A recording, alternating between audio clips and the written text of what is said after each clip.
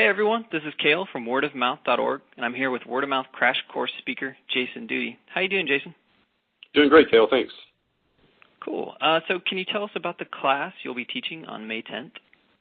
Sure. I'll be teaching a class, and it's really about getting engaged in conversations about your brand. So whether a business or a brand is really just kind of getting started in social media and dipping a toe in the water, or they have more experience in social media and really are looking for some best practices, I think the course will hopefully provide some value to everybody at all points on the spectrum. Cool. So can you maybe give us a little rundown of the three lessons folks will take away from your session? Yeah, I think we'll cover a number of things, but the first thing I think is really kind of how and where to get started. So there's some questions around what platforms do people talk on and which ones should you be engaging on, people talking to you versus about you. So we'll cover those types of things. We'll talk about how to assess and evaluate a conversation and figure out if you even want to get engaged. And then we'll talk about some other best practices like staying engaged in the conversation and things like how to avoid being confused with a bot. Great.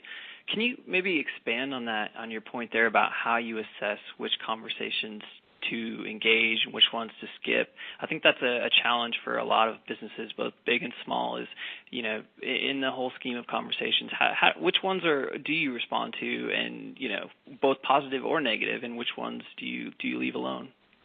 Yeah, well, I think in general, people that are talking to you, it's really important to respond to those. So for me, that's always kind of step one. Step two, in conversations where people are just sort of talking about you and you're trying to figure out if you want to jump in or not, generally I kind of look at the conversation and see is it a healthy one and are there good opinions on both sides represented? If there are comments about the brand that I represent, I want to see are the comments accurate? Are people happy or unhappy? And I think based on a couple of those things, you may decide that you want to get engaged in the conversation. Or at the end of the day, you might decide, well, this is a really healthy conversation and some good opinions, and I don't feel the need to weigh in. So we'll kind of talk through some details and some ways to really kind of evaluate the conversations out there. Awesome. Very cool. So now going kind of to your personal side, do you have a favorite all-time word-of-mouth story? Yeah, definitely. So I've been, I've been at Dell for a number of years, but I've really been in the social media gig for about 2.5, 3 years now. And a couple of years ago, right around this time, we launched our Dell Cares brand in Twitter. And for the first month or so, we had just a lot of unhappy customers, and there were service and support conversations that were really literally the burning platform out there. So there was one conversation in particular really early on, and I don't know if the person would want me to use their handle or not, so I'll kind of leave that out. But a fairly influential Twitter user was very upset with Dell and was tweeting and blogging about her negative experience with our products and with some of our service and support. My team was able to catch that early on through our Twitter handle, Dell Cares, and really reach out to this customer and Twitter user, and just to kind of watch things transpire publicly on Twitter.